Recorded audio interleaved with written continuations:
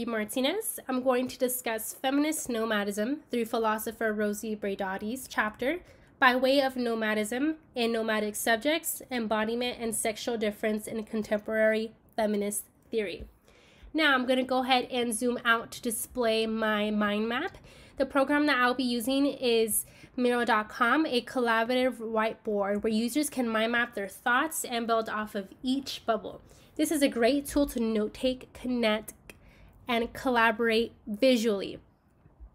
Now, going back to the theory, we're going to be looking at Rosie Braidotti. Rosie Braidotti is a post-structural and postmodern philosopher who was against structure. Through her research, she applies nomadic thought to feminism in order to break away from the hegemonic definitions carried throughout history.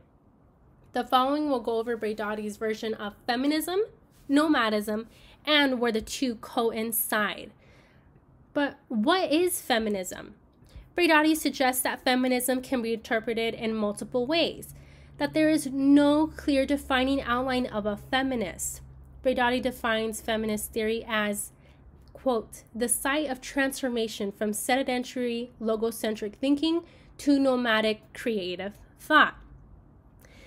She does this in a way by analyzing the different waves of feminism.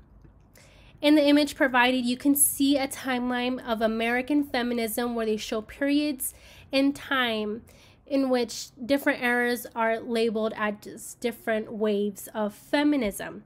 Braidotti wants to challenge the ways of feminism and leave behind the non-linear mode of thinking that society has been trained to be in. Braidotti is against the structures, feminist waves, as she believes that this is unstable and in a state of constant change. As a post-structuralist, she wants to blur the boundaries because we have yet to reach the period of post-feminist society. In order to break away from these paralyzing structures where she binds nomadic thought to feminism and becoming fluent and fluid through languages, a polyglot. She makes a call to action that feminism needs to become fluent in a variety of styles, disciplinary angles in different dialects, jargons, and language. This is characterized in the image of a polyglot who has no true vernacular and fluctuates across languages, disciplines, and so forth. And this brings us to nomadism. According to philosophers Deleuze and Guattari, nomads refuse dominant codes or discourses. Nomads elude dominant subjectivities. Nomadism proposes a resistance to hegemony, and it is always passing through without adopting a permanent home. You can think as nomads as a flow in between cracks, rocks, and seams with awareness. There are no boundaries in nomadism.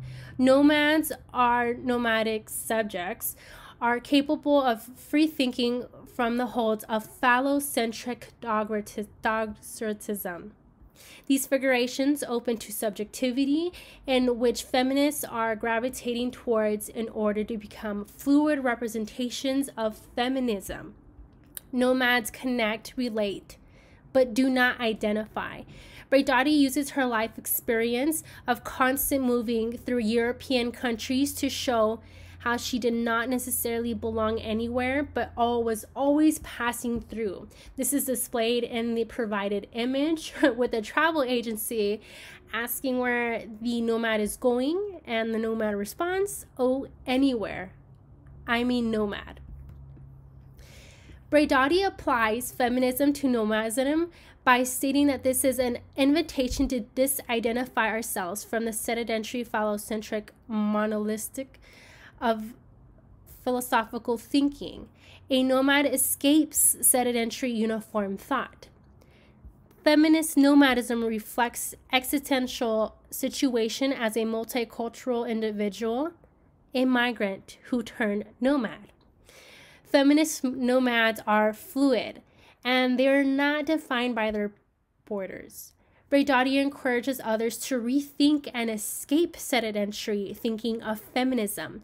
By laws of nomadism, feminists can end the cycle of confined borders on what it means to be a feminist.